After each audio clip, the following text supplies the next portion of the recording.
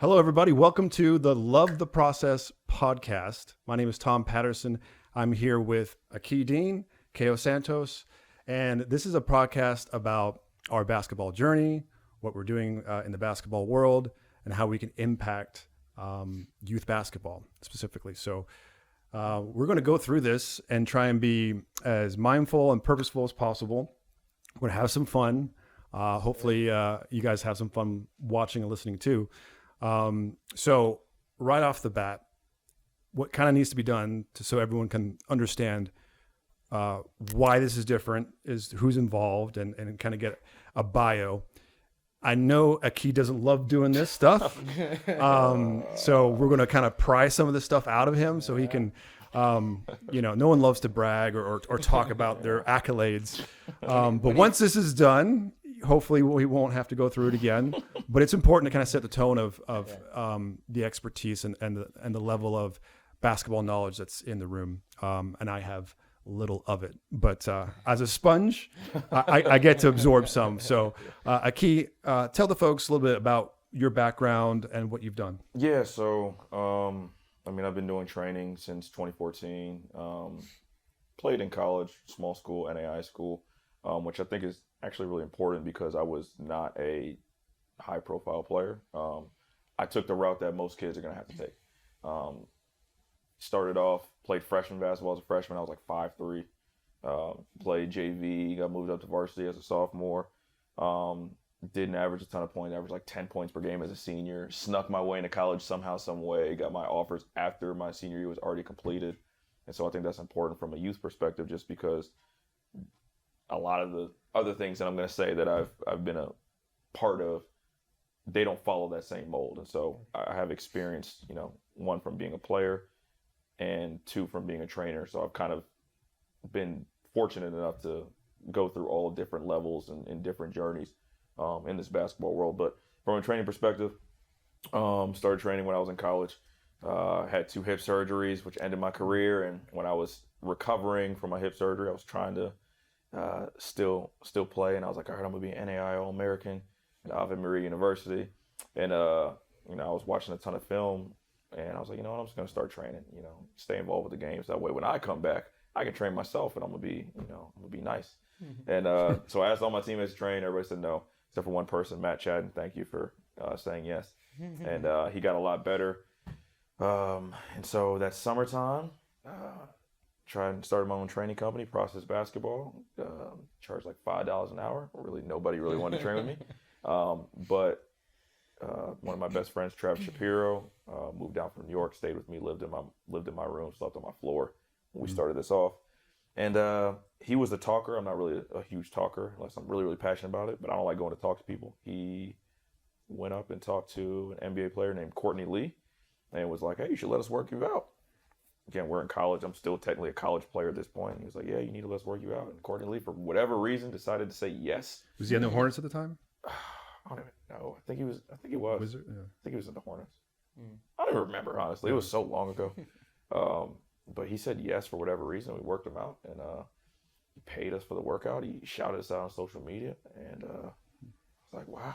It's an NBA player. He had a $50 million contract. And he just let me work him out. And I'm getting paid $5 from my next door neighbor who doesn't show up for training sessions. And I was like, all right, I actually might be decent at this. And so I had the opportunity to work with him throughout the summer, another overseas player named Chris Warren. And then I kind of realized, okay, like I think I might be a little bit more gifted at this than I am playing. And so still try to play college, played 4 games, ended my career with that. And someone came up to me, was like, yo, I saw your Courtney Lee video on YouTube. I want to give you a gym, your own gym. And I was like what are you talking about? Like, I was like 21 at the time. But I was like, yeah, I'd love to take it. But I thought he was just talking. And I worked out his son. And like 2 months later, he was like, hey, the gym's ready. You still want it? And I was like, yeah. And then that was kind of the start of Process Basketball. And, a few months later, someone told me about a really skinny, lanky kid that could be good, but really nobody knew about. His name was Jonathan Isaac. He was like 6'7", kid at the time. So I saw him at a local basketball game. I was like, hey, you should let me work you out. He was like, okay. Worked him out one time. He's like, it's the best workout I ever had. And started working him out on a consistent basis, and he ultimately ended up being a top 10 NBA draft pick 2 years later. Went to watch Jonathan Isaac play at Nike Peach Jam. Didn't want to go. Drove up 9 hours with him, my wife, and my dogs, because there's nobody who could dog sit. Stayed in the La Quinta.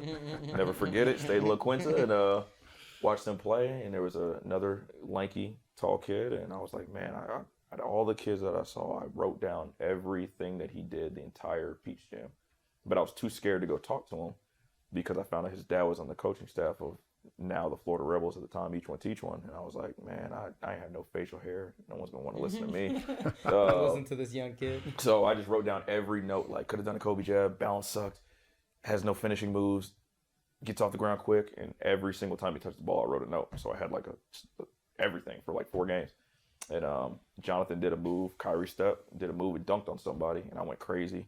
And some old guy sitting next to my wife was like, oh, are you guys related? Is that his brother? And my wife's like, no, it's his trainer. He's like, oh, you need to get in the gym with my grandson. His name's Kevin Knox. And I was like, I took a note on every single thing that he did. So we gave him a card, never hit us up. It's like, oh, well, got my hopes up. And long story short, Dad called me and was like, hey, my father, I guess, said that you work with Jonathan. I want to see if you want to work out Kevin. So I went up, worked out Kevin Knox the first time. His dad was like, I want you to be his trainer. I never let nobody really take their hands on him, but I'm giving them to you. How often can you come up?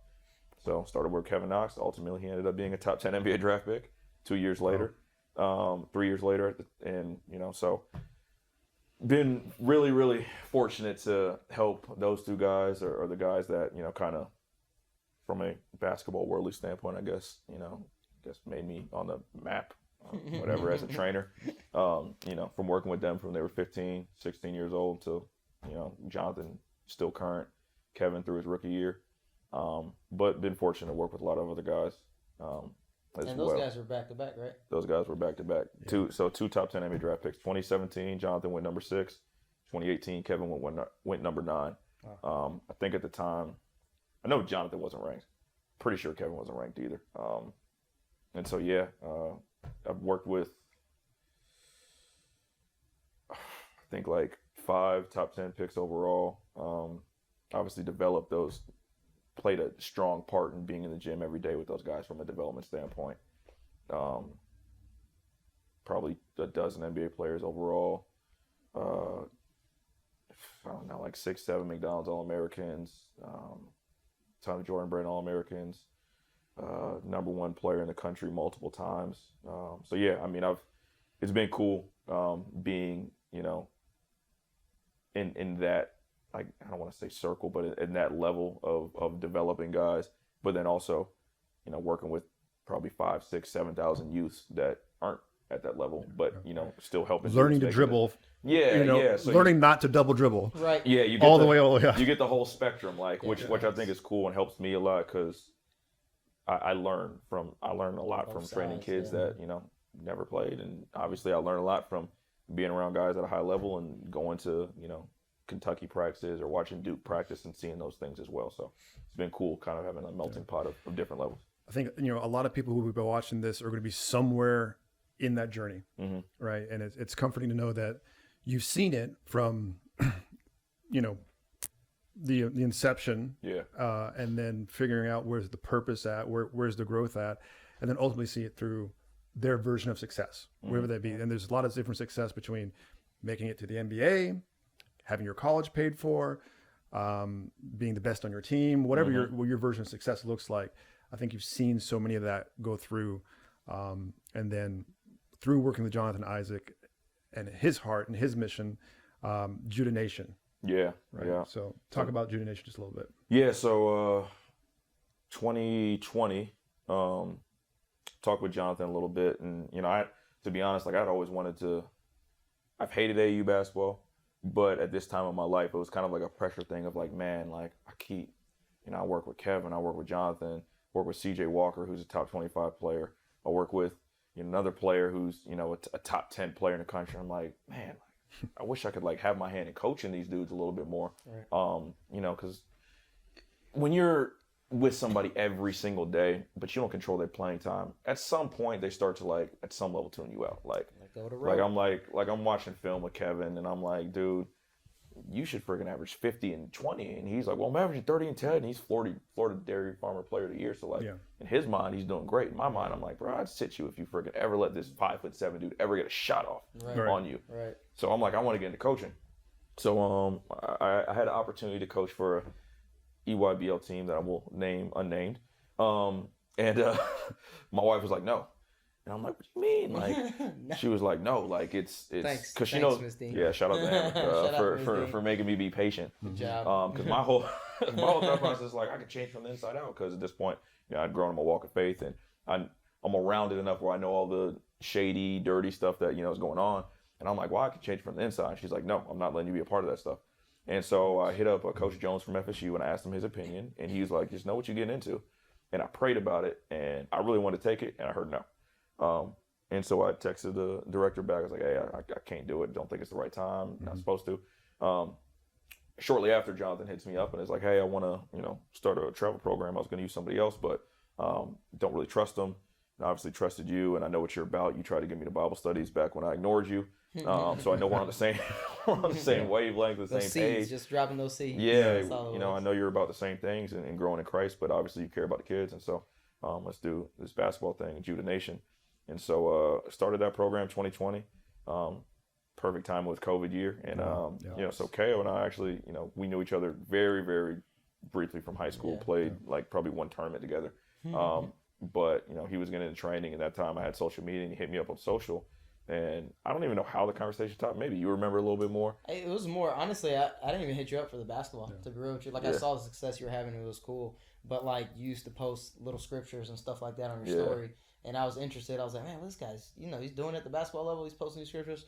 And I just kind of hit you up like, what's up, man? What you got going on? I just, I see what you're doing. I think it's dope. I remember you from back in the day or whatever. We had a mutual buddy of ours that passed. His name is Bob. Yeah. And Bob used to talk highly about you. So I was like, let me hit this dude up, man. See if we can connect. Because that's kind of what, I like to do is connect with different people and see what they're about. And when I seen basketball and Christ, I was like, okay, those two things match. Yeah. All right, let's talk. And then I just kind of hit him up, and I had teams at the time. So I had started, for Heart and Hustle was a bunch of youth teams that I used to have back in the day. So I had multiple teams from middle school all the way to high school. And, he did the AU thing. He knew I did it because the year before is actually... Is that what I sent Dozy? Dozy, yeah. So shout out to That's Dozy. What it was. Yeah. What's up, Dozy? So Dozy started it all. Young Uncle Rosie, wow. The connection. And so he sent me two kids, and then I like those kids, and then we were talking back and forth. You came to a game actually to watch Dozy and all that, and we were talking about AU and what it was we thought was missing, what could be better, and then you got the call, and then I think that's the first thing you did is you called me, and we kind of started putting it together. So we honestly we just took a lot of his kids from Heart and Hustle, to be honest with you, and then we took the kids that we had up here that was already training consistently, and Anthony Robinson, who's at Missouri, Blaze at Albany State, Dozy, who's at Davidson Elkins, Jake Easterling, who's declined to play college basketball, but would have opportunity at some level of school. Yeah. And so we just kind of combined those teams and started Judah year one, and it was really successful. Like we beat CP25, who's now Southeast Elite, and they were the juice back then. Yeah, that was the game. They had two dudes that. Ernest, who was All-American, and Riley, who's going to be in the league. And then some other guys. Another guy went to Florida. So we beat a lot of really, really good teams. Good. I mean, I've seen the YouTube battles. Yeah. I mean, the atmosphere and which continues today. And the competition is at a much higher level than rec league or local travel basketball. And it's, we can get into that later about the different levels of that is. But we're talking the highest level of travel basketball and doing it with a different spin. Yeah. That is completely, I mean, I think the first Judah Nation shirt said #different. Yeah. Right? And that became everyone's trying to use that. But are you? I do have to say, man, real quick, because when we all started, the second guy I called was Coach Milt, because he's the one that got Ja and all those guys that come out, and you know, the players that he had were in like this little grassroots program that they've been playing together since they were like in the 3rd grade. And at the time, Milt didn't even want to coach. Yeah. And I was like, bro, you have to coach. And so we grabbed some of those players as well, Jamar and all those boys. It was we low-key a almost fun year, we man. were almost the best team in the world. We almost had Bryce Sensabaugh. Oh man, we were very close to having very Riley. close. It would have been 2 dudes that's in the league because Riley will be in the league. Some things don't. Yeah. You know, obviously you know him better, but yeah, we were really really good, man. And I think, like you said, like our whole purpose of doing it was different. It was like we care about you as a person, because that was really the thing with Jonathan. Why he wanted to do it is like he played on high level teams. They didn't give a crap about him as a person. It was like, you're a top player, you're going to be a top player. Go produce, right, and go bring notoriety to my program, and we'll put you on the platform. And it was like a symbiotic. I guess it is symbiotic. It was like they benefited, he benefited, but there was no like genuine like, I love you, I care about you, even if you blow out your knee, I'm still going to be with you type thing. Right. We wanted to make it about that. And then for even a deeper level of, we care about your soul, not just you as a human being in terms of you being happy, but we care about your eternity, and we love you the same way that God loves us. And that's what we strive to do. That's what we want to do. And so that was kind of the mission behind it. And again, it kind of took off, and, you know, we've been really fortunate, you know, played on shoe circuits, which I'm sure we'll get to in a little bit, but it's been cool. So the theme is, you know, just total development, being successful trainer, then segueing into a successful travel team, and then going to deeper and deeper. And then now this year, out of a conversation and a prayer, last minute, there's Process Academy. Right. So this is, you know, the passion project of passion projects, right? Facts. So wild. Keeping the theme of total development from start to finish, as now you can really get into the athletes day to day. Yeah. Right. Yeah. Where just training, you're just limited with training. Then there's travel teams, you're still limited because they go back to their high school coaches, they go back to their families and stuff like that. And you may have to work through some other things when they come back. Yeah. Now you're able to go deeper and talk about Process Academy. Oof, man. Yeah. So for me personally, like I've had the goal of having an academy since like probably year 2 of me doing training. Like I've always wanted to do it, but never really saw a path. Didn't really like, I don't want to say self-confidence, but like it was probably a lack of faith, like almost in a sense of didn't think it was possible. Right. I was kind of like that too. I'm not gonna lie. I've always had like something in the back of my mind that it was like, man, this needs to happen, but it can't be me. Right. That's what, like, possibly can't be just, me. There's no way. If somebody else do it, I'll go be a part of it. Yeah. So yeah, I feel you. Like it was something like from a basketball standpoint of just like looking at all the guys that I've worked with, and they all, you know, some of them when they get to college they come back, and some of them in high school like, man, like if you had a team, like we come play for you. So judo was, I think, the start of it, because in travel basketball, like I'll never forget, like Ty Strickland, he plays for LIU, and his dad Rod Strickland, 17-year NBA vet, and so I worked out Ty, and he used to always tell me like, man, like if you had a team, like I play for you, and he was the first person I was like, man, I wish I had a team, because like this dude could be so good, but other people don't see it the way I see it, or they stifle what he could be. So from a basketball perspective, I'm like, man, I always wanted it. And so then when judo happened, we got a little bit more of a taste. And like, okay, well now I'm finally coaching a travel team that's playing at a high level. So when you have an 8th grade or 9th grade aunt, and I'm like, yo, if you don't shoot 5 threes this game, I'm sending you for the rest of the term. If you don't go ISO and do a shift NBA 3, which every other coach in the world would say you're an idiot for shooting, where I'm like, if you don't shoot it, I'm pulling you out. You're not like playing. That was like the first taste of like, okay, we can really like, sounds bad, but like we can low-key force these guys to get better. Yeah. Right. Like we can force them to do things that they'll never be allowed to do. They won't have the confidence force to do. them to have confidence. Yeah, like you've been working on it, so you have to do it now. Yeah. From a child's perspective who's, you know, 15, 16, 17 that you've developed, it's hard for them. Yeah. Because they see what they're at right now, but you see more than that in them by training them, and you want to pull that out and give them that game experience of like, do this move. I've seen you do it. You can do it. Yeah. And then you unlock little things and they put in their bag. And I think that's what it was about. Like just thinking back to year 1, now I'm starting to reminisce. Like the team that we put together there wasn't really many new guys.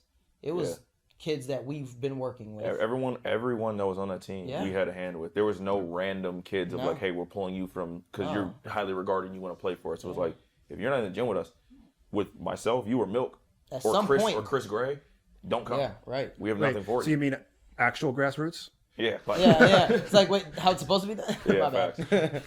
But no, I think and that made a huge difference. I think that's why we were able to beat so many teams that first year. 100%. Like, because every kid I remember coming off the bench, like, if it was, one of the kids Coach Milk had a relationship, it was like, hey, go talk to him.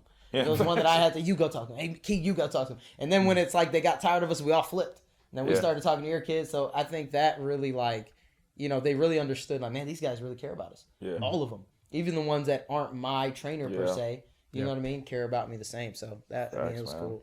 And so like when I got that little taste of it, it was like, man, I really want to do the academy. And then like, you see high school basketball and you work with a dude and like I not saying I'm the greatest coach in the world, but you just see a guy that you work with and then you see them being dumbed down at their high school. Like it kills you.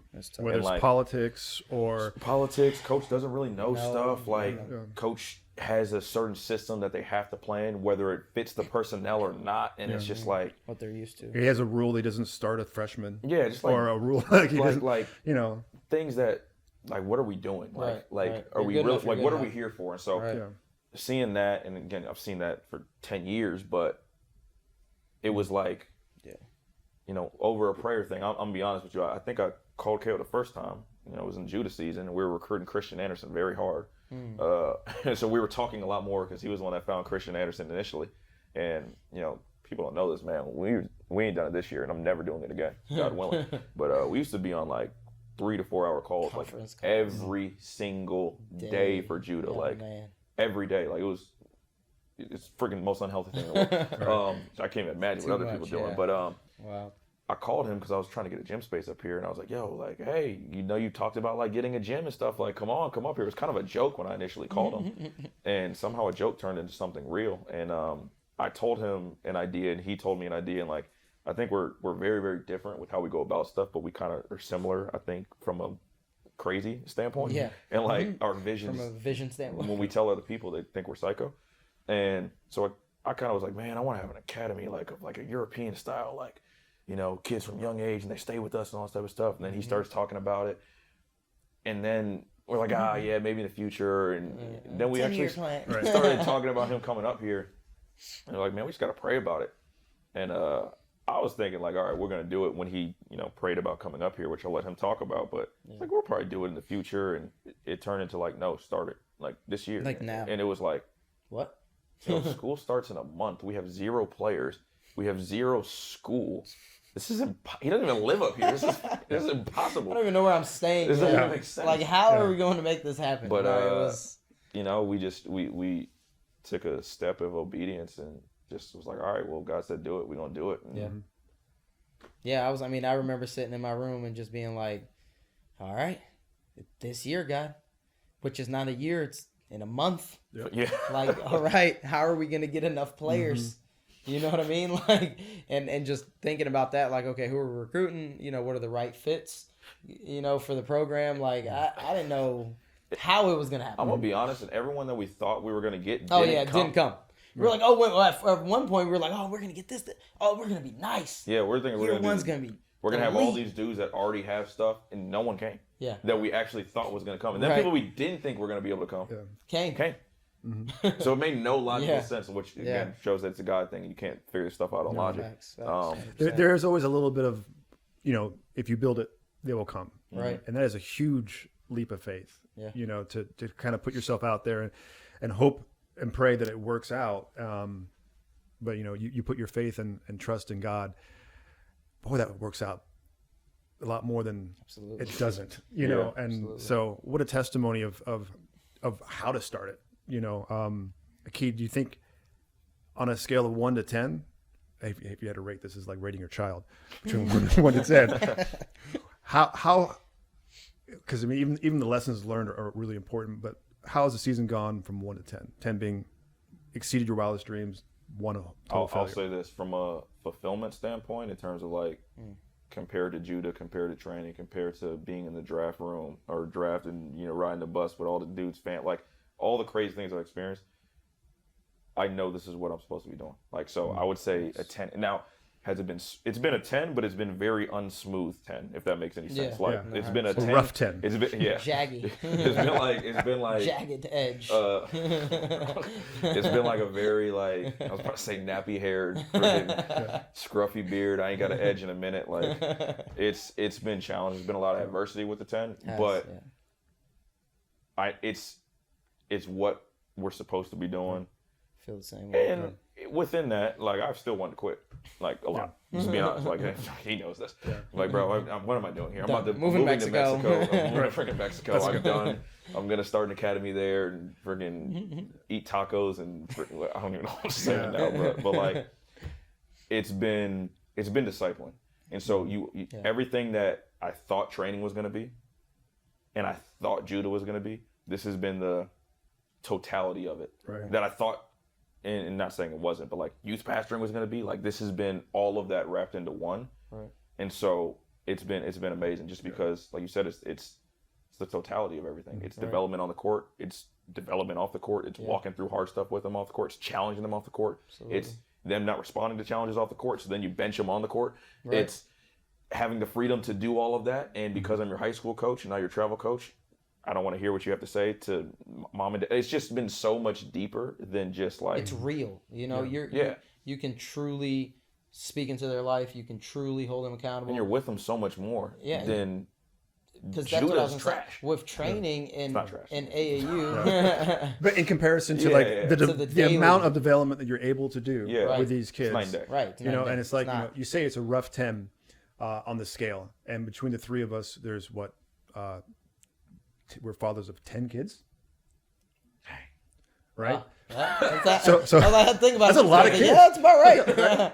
You know, and so fatherhood could be that way sometimes. It's a rough 10 sometimes, you know, but you wouldn't trade it. No, absolutely not. Nothing, no. You know, so I think like when I look back to what's happening and all that, there's a pretty good comparison about, you know, being a parent, being a father. There's good days, bad days, there's challenging days, and you'll learn a lot through that process of that. And I know, full disclosure, I have a kid in the academy, Gavin, and I get to see it from a parent side, what he's learned and how he has developed. And he's probably going to watch this and doesn't want me to talk about him, but I will. I'm extremely proud of him for the growth that he's done and the conversations that we've had that we didn't have while he was in a public school, that we didn't have while he was in a private school. And now we're doing the academy, and the mentorship, the guidance, the freedom for him to be himself. Yeah, that's huge. You know, I think he's grown more in this last few months than at any more point in his life. I'm very thankful and grateful for that. And as a parent, there's a little bit of a leap of faith, you know, taking your child out of a school that's established or whatever, and doing something new that you feel like is the best fit for your child, risk or not, to see it pay off it's rewarding, to see that he's happy and flourishing under this system, and then learning. And I think what our conversations in the car rides and stuff that we have is it's not just building a basketball program to have basketball success. If Process Academy is to be successful, that means people are coming, and we're laying a foundation that allows for other children to come to know Christ and grow in their faith with God. And basketball takes care of itself. Right. 100%. Byproduct. Right. You know, so byproduct. And what we say, I can't really think of another school that is building a program to bring others to God the way we are. Yeah. You know, so it's like there's probably, I hope there's some out there. Yeah, I pray. I mean, I don't, probably is, but there's none not that we've there's worked none with directly. None in our area. That's right. Yeah. that is none that we're aware of. Right. Yeah. So, you know, that's the opportunity is you're building something bigger than yourself. Yeah. You have an opportunity to leave a legacy, and then, you know, these year one guys, what a special group that they have to be to go through this. And for the guys who are watching this that don't know, Caio, how many players do we have? 5. So perspective. 5 guys. As we're talking about this academy, right? 25 We're dudes. talking We're about talking five about 5 dudes. players, 5 kids. Right. We're not talking about where's the Oh, JV man. team and the freshman team and blah, blah, blah, blah, blah, blah, blah. Oh, man. We are talking about 5 kids currently, and we'll be growing that, of course.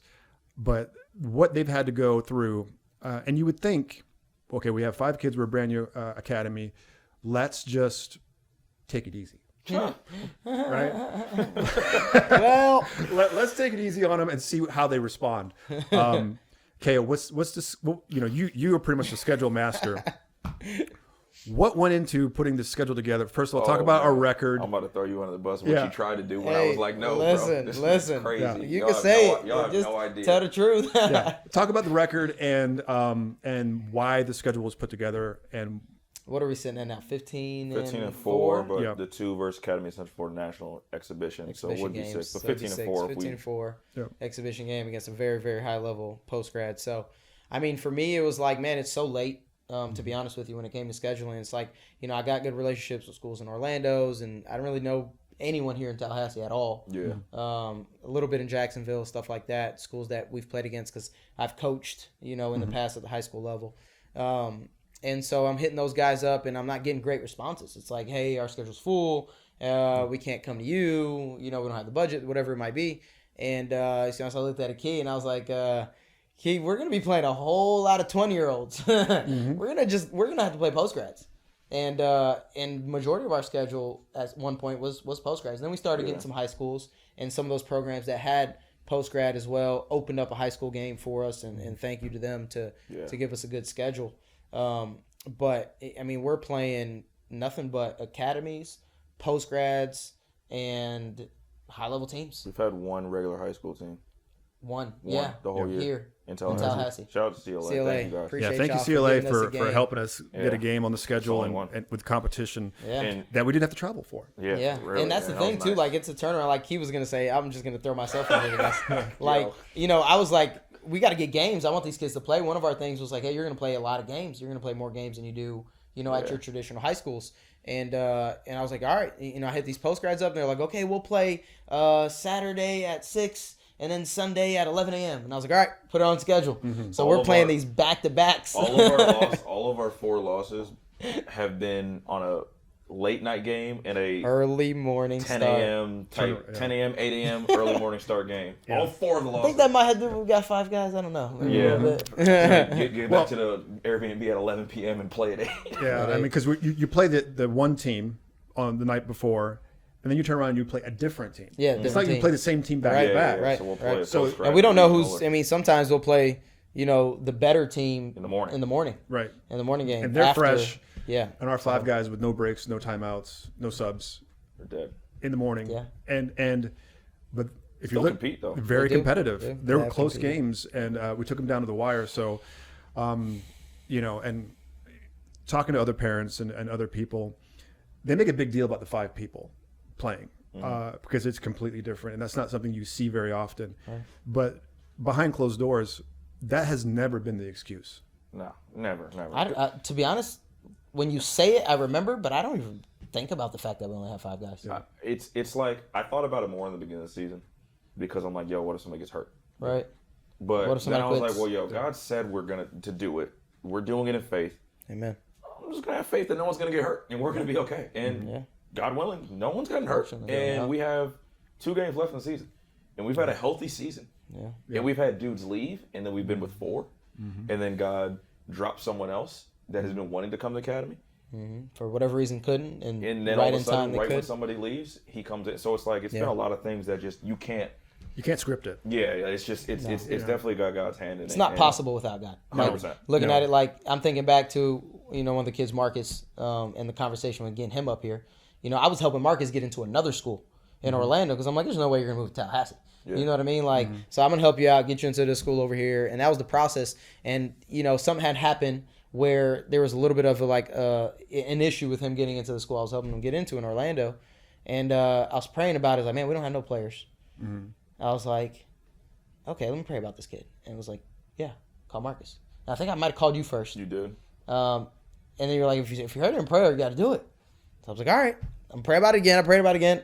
Call Marcus. Yeah. I was like, call Marcus. I said, Marcus, this is going to sound crazy, but why don't you come over to Tallahassee and be part of our academy? And he was like, what? I was like, I know you probably don't want to leave, but I'm going to just be honest with you. I thought about you in prayer. It's completely a prayer thing. I need you to pray about it. Get back to me. He might have called me within a couple hours. I could be wrong, but it was very quick where he was like, I prayed about it. Yes. I'm like, what? Okay, cool.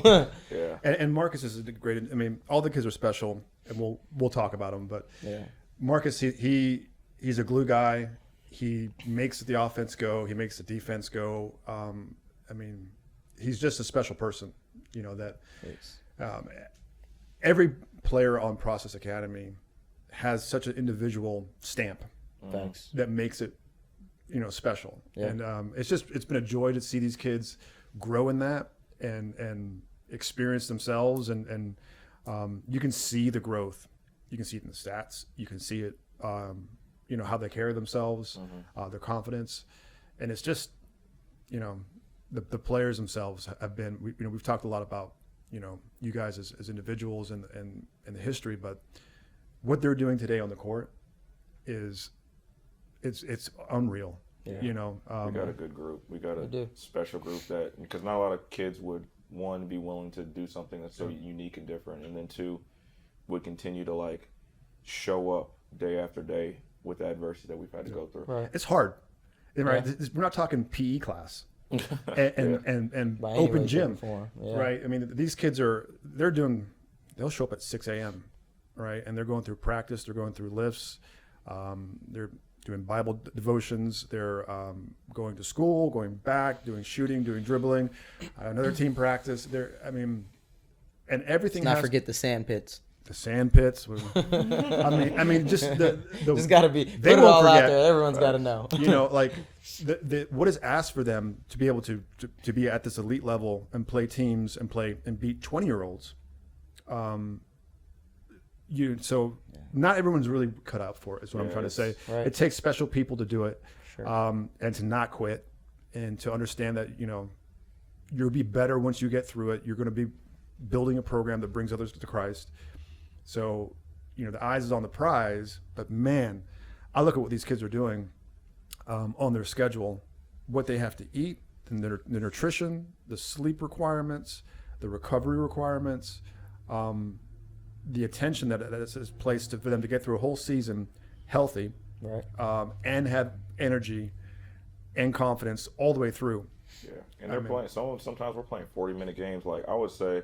And Caio can talk more about it because he's had experience with high school programs. I've never been a part of a high school program.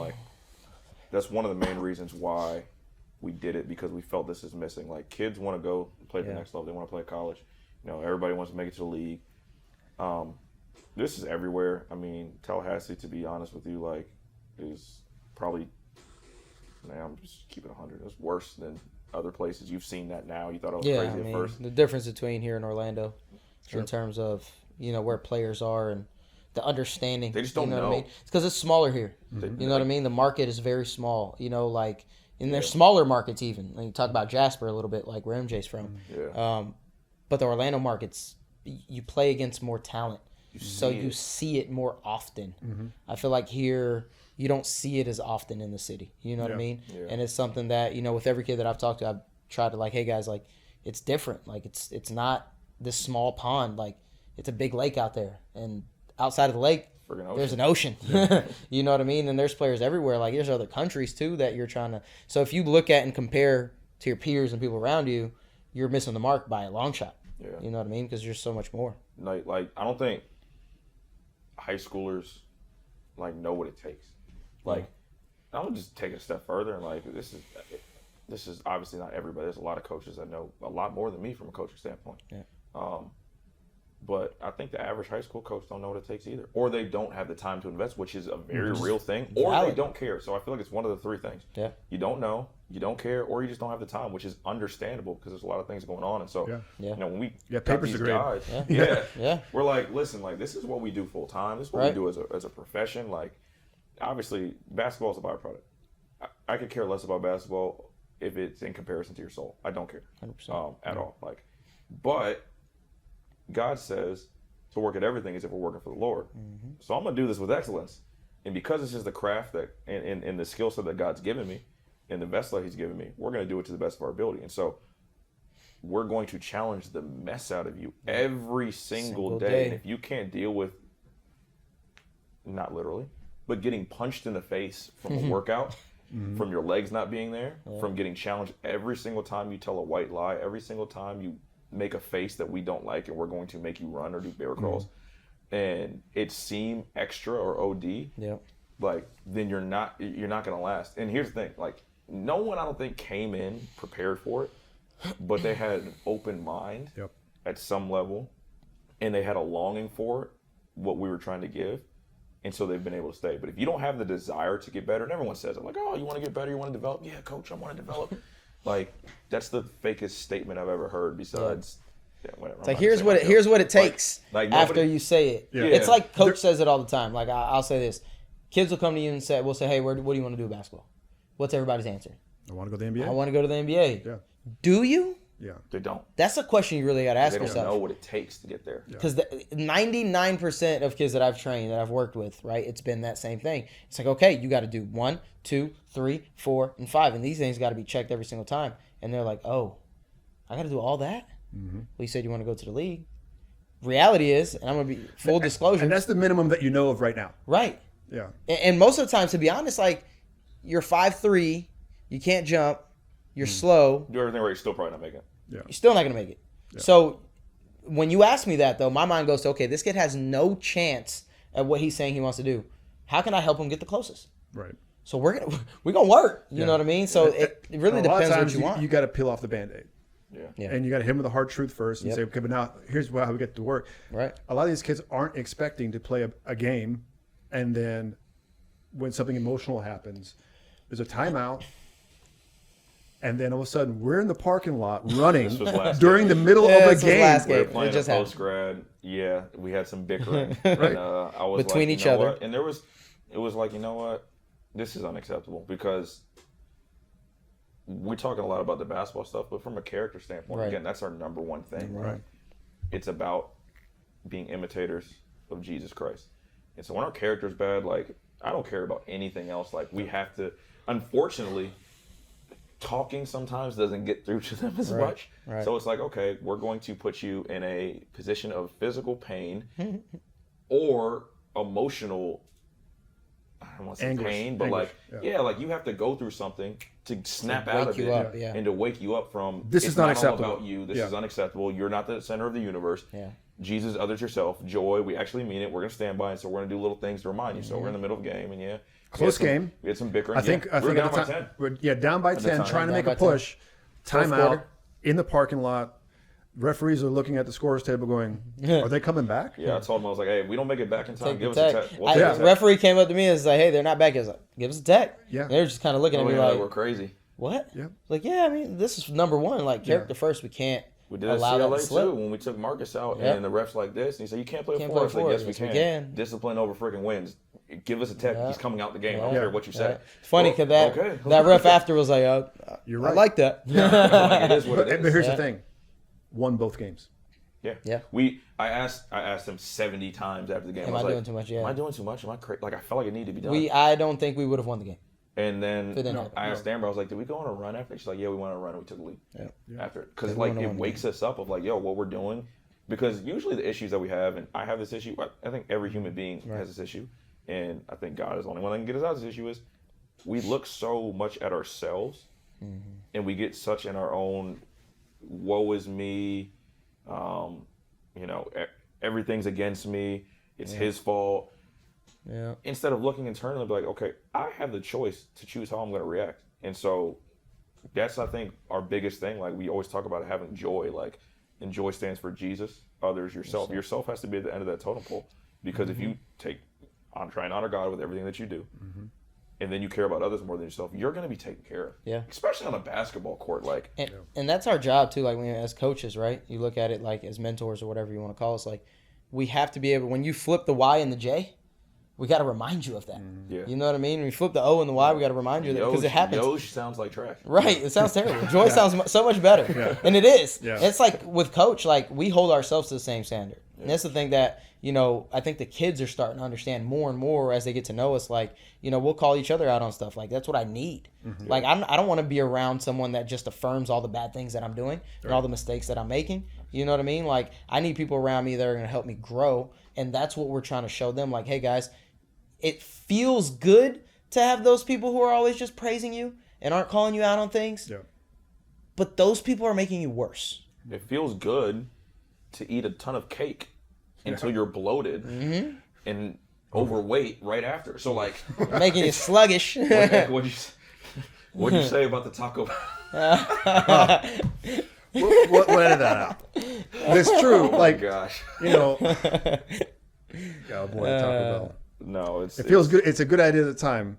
Yeah. Until you got to deal with the consequences. Right. And that's everything, man. Like, and going back to it, like, the whole purpose was starting the academy. It's like, we were talking about this in the car on the way here, is to fill a need. You know what I mean? Like, we're looking at, like, man, what do we not like about AAU basketball? As coaches, as being on the platform and noticing. It's like, I'll tell the story. I said I was going to say it before. I went to an AAU game. I'm not going to say the team's name. I don't even know the team's name, to be honest. We were at a tournament.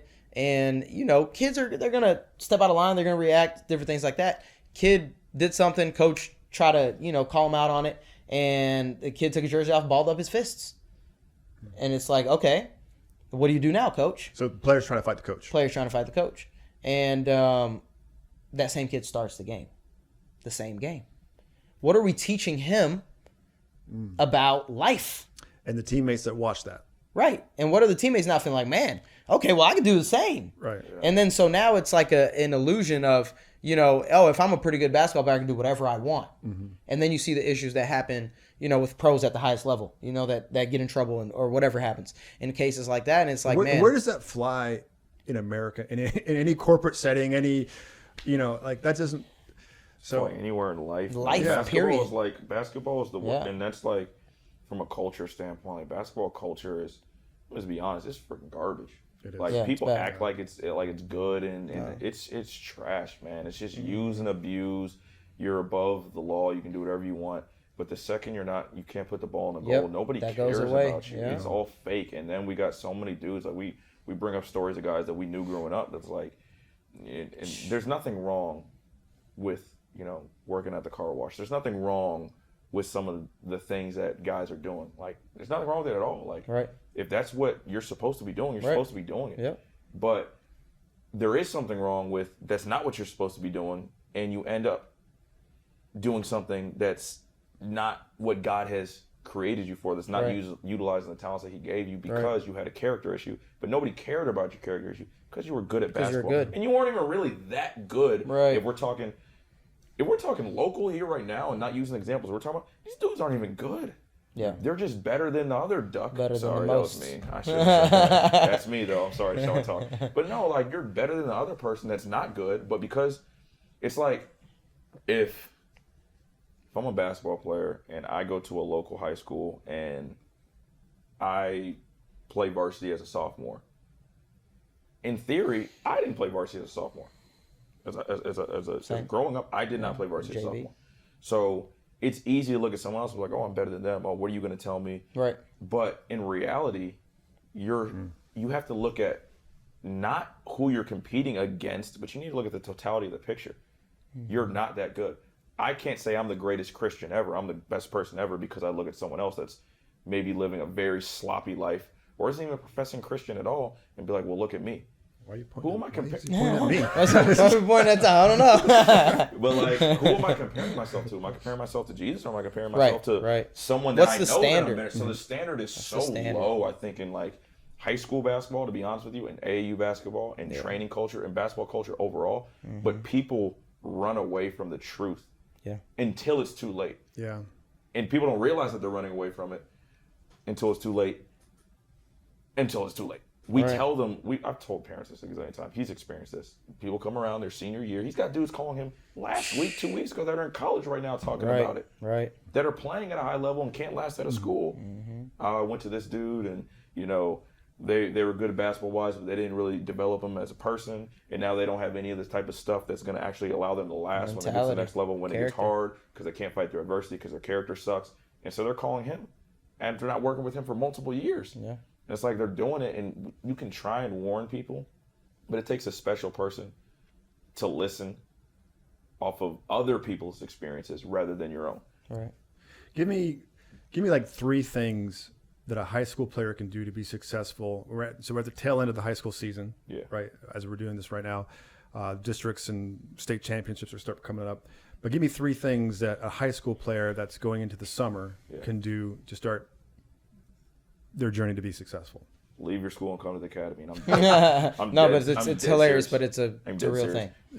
You're 99% of players have no chance if they do what all the other players do. And it sounds so harsh saying, and it sounds like we're tooting our own horn, but it's just reality. Pull up the stats. Yeah. What's the statistics of players that get into college? Freaking like 3%. It's low, and if you look at the top 100, it's not harsh. The list of the rankings of top 100 players or top 150 players, 75% of those kids are not in traditional high schools. They're in prep schools. It's too hard, man. Like so if a player, all seriousness, I would say come to the academy, number one. But like, if you don't come to the academy, you have to like work smart and hard, and that's where the issue is. People don't know how to work smart, and they don't know how to work hard. So the first thing was come to the academy. Yeah. Right. And the second thing that you would tell a high school player going into the summer to start working on would be? Work hard and smart. The issue is you probably don't know how to work hard and smart. We have a player that will remain nameless. And again, great kid. There's a lot of kids in our academy. Every kid in our academy. I'm not talking about a player. This is the entire kid. We had a conversation about it. We don't know how to work at a level that's going to get you to where you want to go. Yep. The reason why we're successful as an academy is because we force them to work at a level. But if we give them 2 days on their own, they're going to go back. They might work harder than their peers, but it's the attention to detail, working on the right things, and working at a pace that's always going to translate is so difficult. And so from a high school standpoint, dudes are having a lot of success. Whether you have a good season or don't have a good season in high school, let me go there. You have to find somebody. It doesn't have to be me. I don't care if it's not me. Right. Low-key, we're getting out of training anyways, which is a conversation for another time. Yeah. But you have to find somebody that cares about you enough to tell you the hard truth.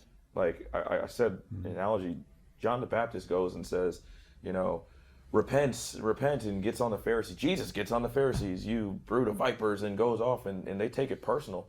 He's not saying that because he's hating on them. He's saying that because he loves them and is telling them the truth. Right. They don't want to listen because they're at a certain status. So if you're at a certain status at your school or your certain status in your AAU team, and even in the city, or in the city or wherever, and you think that that's enough, it probably isn't. And the issue is a lot of people haven't seen what it takes. Right. They don't have people in their circle that know what it takes. Like, and so when you have someone from the outside saying, "Hey, man, like, you're an okay player, but like you got to get better at this. I'll give this as an example." And we told him this 1,000 times. I'm gonna say his name because he knows we love him. Yeah. Gabe. Gabe, best shooter in Tallahassee. What does he say after Academy of Central Florida? I'm not a great shooter. Why? Because he realizes that it wasn't translatable. He can't get a shot off when he goes against dudes that have length, that are super fast, super agile. When every wing is 6'8" and is super athletic. And being coached extremely hard. Right. It doesn't work the same way. Right. And no one's sitting back in a 2-3 zone. Yep. And just sagging you shoot. and letting you shoot. Yep. It's hard. And to his credit, and this is why I'm okay with saying him, he wants to get better. Right, yeah. He's noticing it. He's outstanding when it comes to, I'm going to get better. I'm going to work at it. Yep. I'm going to be coachable at it. The issue is, if he doesn't experience it and we tell him all this stuff, he doesn't know. It's very easy, not saying that he would, because Gabe's an abnormally coachable kid, which is outstanding for him. That's why he's going to have a chance. It's probably going to go in one ear and out the other. How you going to tell me I'm not the best shooter in Tallahassee? I hit 6 threes last game. I'm shooting 45% from three. What it's like statistically, it says I'm the best shooter in Tallahassee. Yeah, but it's not translatable. Yeah. And explain what that means, because people I don't think they get it. Yeah. When it says it's not translatable, because college coaches, they look at the film. Yeah. Right. If they're interested in the kid, they're going to look at the film. They're going to look at the stats, and they're going to say, well, yes, you shot 6 threes. You're shooting at 45%. Why isn't that translatable? Who are you playing against? That's one, right? Can you get this shot off in our conference with the way that guys in our conference play defense and the types of players that we have? That's what they're looking at. It's like a player that I had a player a long time ago that holds the record for most threes made in Lake County, right? 60-something points a game or something like that. Crazy.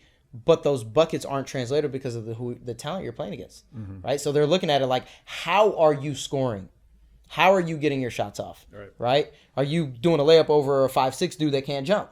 Not translatable. So if you're getting 20 points on the layup on the dude that's 5'4" that can't jump, it's not going to translate when now you got a 7-footer coming on the backside to pin your stuff with his elbow. You know what I'm saying? So you physically take contact. That's a huge thing. Without getting bumped off your line, we struggle with it. We played Academy of Central Florida. Oh, yeah. We saw it. Like, I'm going off, and I got, I think my first tech of the year. Because every single time it's a hard form, and they're just moving our guys because they're 20 years old, and they're coached really hard by a great coach, and they're actually really good basketball players that are pretty much all going to play in college at some level. Yeah. Some of them already committed to Division I schools. So it's like, we have to understand as coaches, as parents, as players, that like, it's okay for it not to be translatable. Yeah. It's not okay for it to stay Not translatable. That's the key. And that's the issue, because if your goal is not to play high level. if you're trying to play at the high level, it's just not going to work. Yeah, if you want to be a varsity player and have fun. Yeah, and that's it. Great. Cool. Yeah. Outstanding. And there's nothing wrong with that. Nothing wrong with that either. Yeah. It's low-key better for you to admit that and to have that posture. Still give your best, but to have that posture if you know that basketball isn't for you, rather than faking it. Yeah. Like Academy of Central Florida, and this is interesting for you to hear from a parental side. We told all of our guys, I don't even know how many times, you shoot too slow, you don't shoot high enough. None of the things that you do are going to work before the game. Yeah. And we've been telling them this for I don't even know how long. Yeah. The game happens. Everything comes to fruition. We shoot 7% from the dang three. That's an exaggeration. But it was our worst three-point shooting game of the year. Yeah. Right. Two games in a row. Our worst field goal shooting game of the year. And we lose. And after the game, College scouts in the stands. yeah, got UCF in the stands, got Sam Houston in the stands. So like, you might not have your homeboy when you make a three going freaking this in the stands, but you got someone that actually matters instead of groupies in the stands. Sorry, I can't help myself, man. Instead of that in the stands, you got people that actually matter. And guess what? Them dudes might have came for us, which they did. Thank goodness that we had an opportunity to have colleges come for guys on our team. Yeah. But guess what? Those other dudes see those guys in the stands too. I'm in Orlando and UCF's at my game. All right, I'm gonna make sure I'm on my P's and Q's. Make sure this dude Houston gets no shots off. is at my game. I'm going to lock this dude up, and I'm going to play as hard as I possibly can because I want that offer. Right. And to be honest, some of them could actually get it. it. Yeah. They're good. And the mindset of a 20-year-old in a post-grad. It's different. Oh, it's different. Yeah. Right. I mean, we're walking in there with a 14-year-old on a roster. Sorry, a 15-year-old on a roster. Yeah. Okay. The level of with 5 kids, and they've got 15.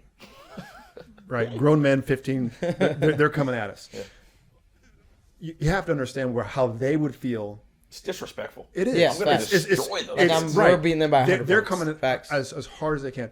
You can't get that level of competition.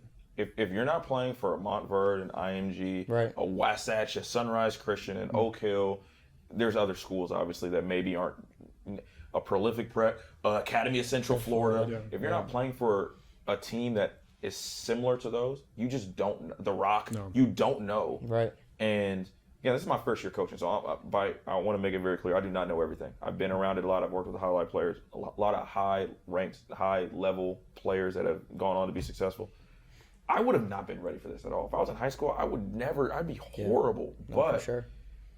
Our guys, even when we lose, are getting an experience that high school kids are not getting. You're not getting this going to a regular high school. Right. So when we tell you that it's not translatable and you think we're crazy, or when we tell you, hey, they're not good enough, and the parents like, what are you talking about? Yeah. Well, now you actually get to see it, and so then you come back, and it's like, okay, I'm really not. So now I know where I need to be. Like, separate of our academy, C.J. Walker plays for UCF, went to Oregon, was a Jordan Brand All-American, like top 25 in the country. His turning moment, he worked really hard. He's 6'8", 45-inch vertical.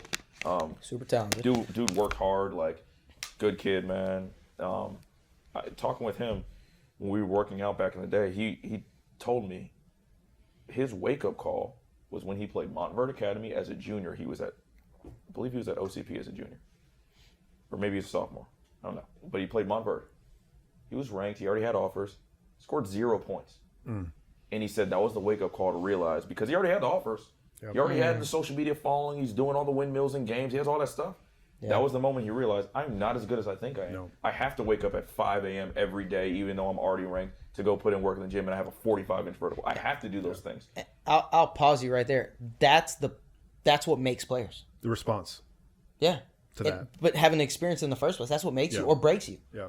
And I want to be it's either a make or break situation, because I don't want to waste any players' times, with fake, I don't even know how to say it, just fakery, basically. Like thinking that they're good when they're not. And then when they, at the end of the road, and they're seniors, and they're sitting like, man, I got no offers. I thought I was pretty good. It didn't work out. You need to get, and that's all they get from everybody else. You need to get cooked. You have to. You have to get cooked. You have to. Yeah. I don't think there's many NBA players that haven't got cooked at one point in their life. Because they're playing versus dudes that cook them, and then they gives them. So if you don't get cooked, you don't. And the issue is, oh my god, we run from that though in the culture. We run from it, or you got a bad dude that semi cooks in a bad way, a really bad player. So the really bad player thinks the other bad player is actually good, when they're actually not good. Yeah. And so you're freaking going to McDonald's, thinking that you got hibachi because you don't know what good cooking is. Right. And it's just like. It's killing, man, it's.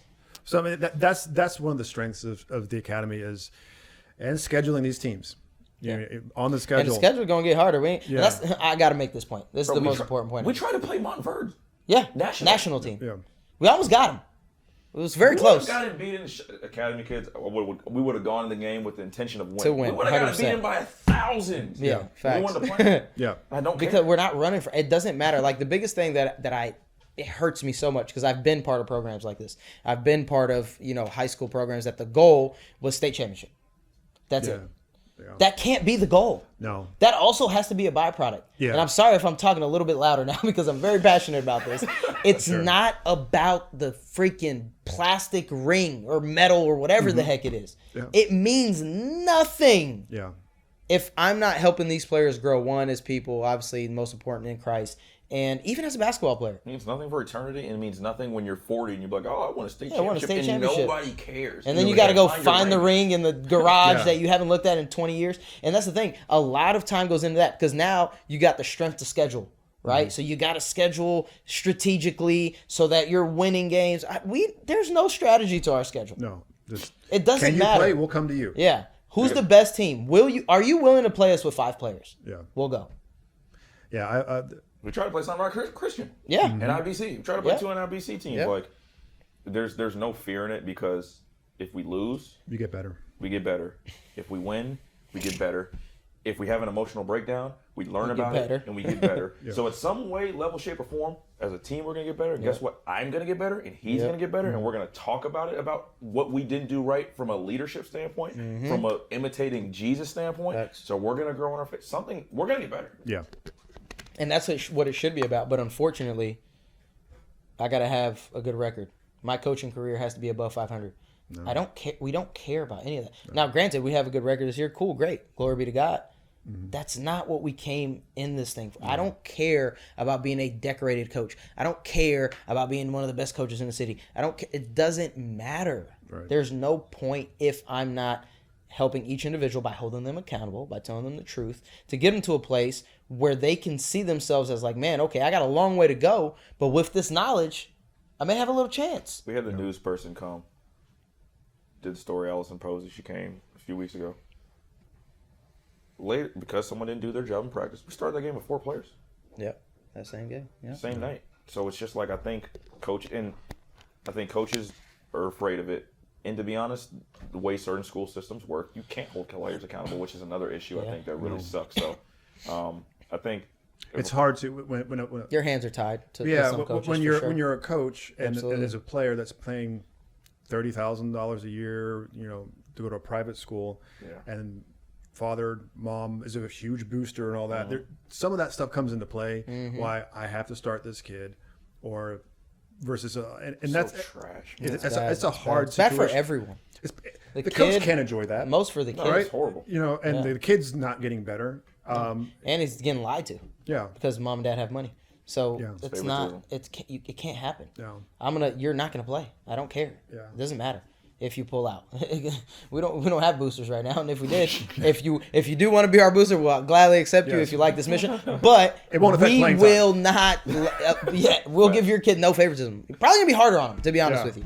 So it's like just the truth, just being real. Like we have to be able to be truthful at all costs, and that's the biggest key. Like we talk about it all the time. Like, man, are we being mean? Are we doing this? Are we saying truth and 80 love? times a day. Yeah. That's it. Do they know we tell them the truth, and do they know we love them? Yeah. Nothing else matters. No, and like winning isn't the barometer, and you guys have shown that throughout the season where you'll play with 4, you'll bench kids, you'll go out in the parking lot and run, you'll take technical That's what I was fouls. thinking about now that you said it. You'll do all these things. You'll win a game by 40 or 30, and the kids will feel like it's a loss because the standard wasn't winning the game. The standard was getting prepared How we did it. at the highest level to compete at the higher levels because you told me that was the goal, that you want to get to the NBA. Right. 100%.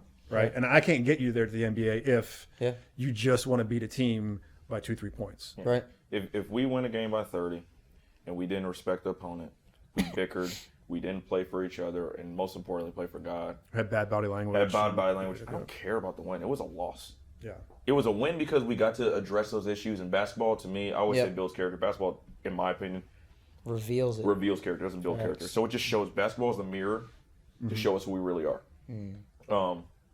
That's not a win for us. Like, we have a high. It doesn't mean that we're going to beat ourselves up about it. And like, I'll get on to after game. We'll talk, and we move on. Yeah. Right.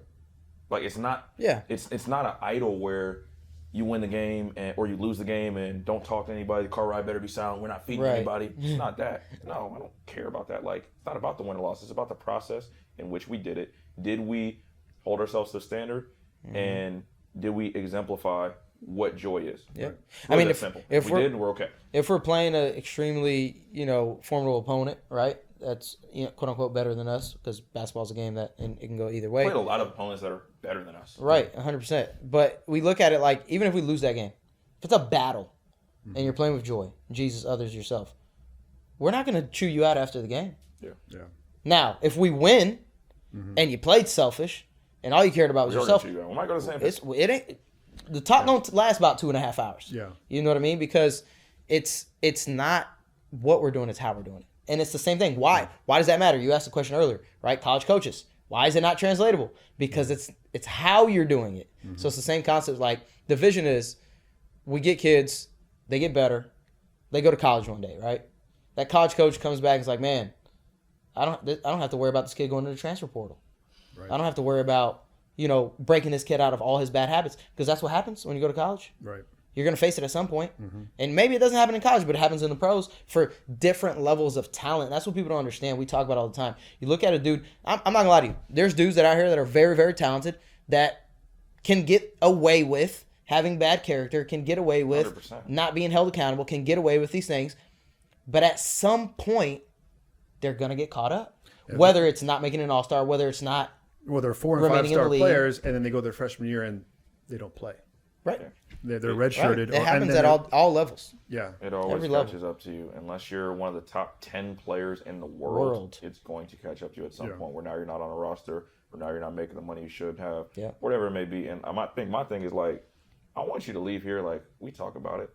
Yo, if you're a selfish individual and you are jogging or you're snickering or not giving your best in practice, knowing that the whole team's going to have to suffer for it, what are you going to do to your wife one Right. day? And you have a family. How is she going to look How at you you? gonna treat How your are kids? your kids going to act one day? How are you going to, again, I'm going back to a Jesus thing, like, how is that going to be in a positive light or an ambassador for Christ? Like, Yep. and so ultimately, it's just learning how to deny ourselves, man, because I have it too. Like, if we're not 100%. careful, if any human being is not careful, and in my opinion, does not let the Holy Spirit lead their lives, they're going to get caught up in something. Even if it doesn't seem like it's bad from a cultural standpoint, they're going Right. to go down a negative path that God did not intend for us to go down, because he gave us his Holy Spirit, and he gave us his power, and he wants us to live a holy and perfect life. And if that sounds like a psycho statement, don't come to the academy Right. unless you want that to be a Right. reality. Facts. Because even though we're not there yet, we're trying to pursue that as that being reality for us, from a player standpoint, from a coach standpoint, from a this is what God has given us. He gave us the opportunity to play basketball. So we're going to try and be a good steward of that opportunity every single day that we step on the court and we're together. And that's the process, really, is development all the way through, you know, to the point where the impact is being seen on and off the court. Yeah. You know, and we'll continue this conversation as we talk about Judah Nation, upcoming summer stuff, differences between programs, goals, the next steps in the academy, what that looks like. There's a lot of exciting things that are happening. I mean, just if you look back, what has just happened, you know, we would think this is year 5. Yeah. You know, well, this is like month 5. That's the Jesus effect when Right. you're obedient. Yeah. Wow. So there's going to be so many wonderful things that are going to be happening coming up. We'll talk about those things as they come. And so subscribe, follow, all those things, as the kids say, you know, because we want you guys to be a part of the journey. And if you have questions, want to know more, please reach out, because this is a passion for all of us and the kids in the academy too, to get more players that are like-minded, even ones that are not like-minded, because God loves them too. And we want to work with all of those players. Some are frustrating. Yeah. Some are very frustrating. But there's a ton of examples of frustration in the Bible that God sees us through. And that's Absolutely. part of the process. I'm sure I've been frustrating to people in my in Right. my life. So so you know, there's a lot to talk about, and it's really exciting stuff. And there'll be announcements and other things happening. So come back, tune in, and thank you so much for being here and for sharing a little bit of your past journey and the season. And we're going to finish strong with the last couple of games this week. Yeah. Yes, sir. And we'll see how that goes. Got one tonight. Got one tonight. Post-grad game. Post-grad. National team. National post-grad game. That should be fun. National get after 20-year-olds.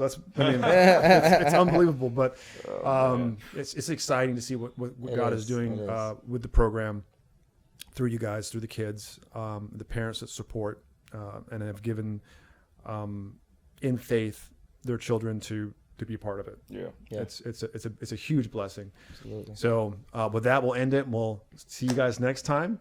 And all the wonderful places you can find podcasts will be there. And subscribe, donate, call, however you want to support us. Yeah. We would are appreciate we it are all. open for support. So thanks again. Anything else in closing? Nah. I got to say something else in closing. I'm going to say, get rid of your yes men. Matter of fact, before you get rid of them, pay attention to who's a yes man in your life. Get rid of them and get some people that are going to hold you accountable. Facts. Best thing that ever happened to me. Absolutely. Thanks so much. We'll see you guys later. I like it. Appreciate it.